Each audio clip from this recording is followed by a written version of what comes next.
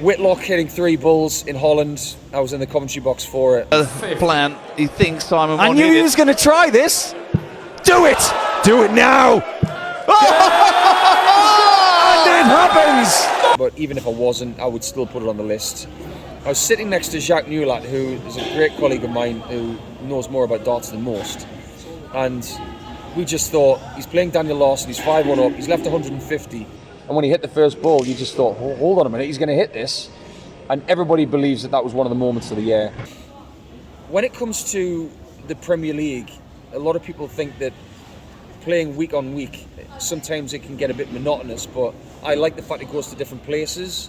And I always look forward to watching Belfast because the crowd in Belfast is extraordinary. But they were treated to 2 9-darters on the night from Gerwyn Price. And one of those 9-darters saw a dart dropped on the floor before he hit the perfect shot. So to have 2 9-darters from the same player on the same night, very rare. And what a moment it was, and a domination of Belfast from GP.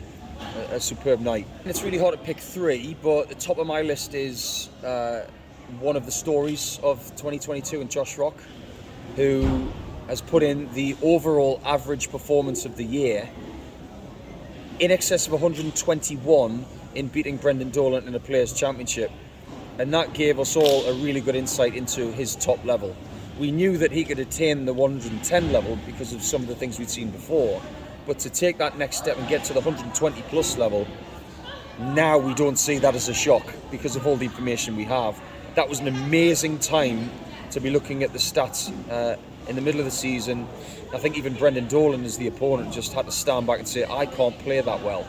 At least not in that game anyway. So that's one of my moments for the year. But I've got to give an honourable mention to Mensur Suljovic. The 161 that he hit against MVG in the set on the stage when MVG rejected the 1-2-1, that had everybody going crackers in here.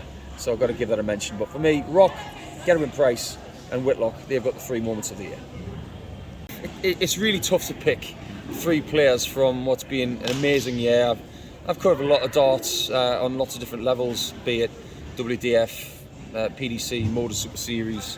But ultimately my 3 players will come from the PDC circuit because they've been playing, for me, some of the most exciting stuff of the year. And when you talk about Michael van Gerwen in 2022, he's done exactly what he really wanted to. He won the titles that he probably had on the wall with little check marks next to them.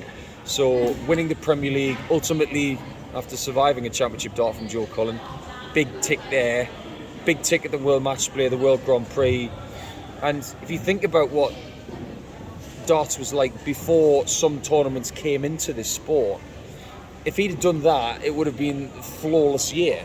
Now, I know he didn't win the Grand Slam, but Michael Smith did that, and he's one of my 3 because of breaking through. And it's not just because of that. He won in New York.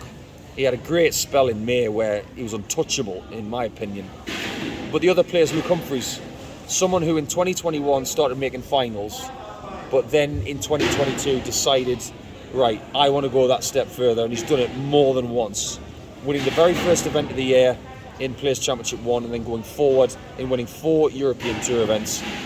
They call him Luke Humphries, the King of Europe, and he's named after Leeds United King of Europe. Well, I think it was a very appropriate year, so for me it's going to be the 2 Michaels and Luke Humphries as my 3 players of the season.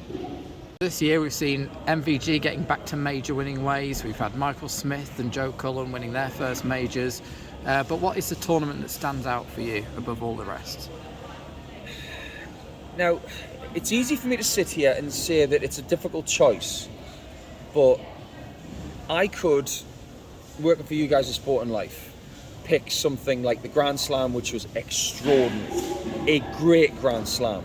As to whether it was the best one ever, that's something you'd probably have to poll people on social media. I think it's definitely in the top level of Grand Slams that we've seen, but I still think that 2015 is better when Michael van Gerwen was just insatiable. But I am going to be personal with this one because it's very important to me and very important to Simon Whitlock and Damon Heta. I think the World Cup was amazing.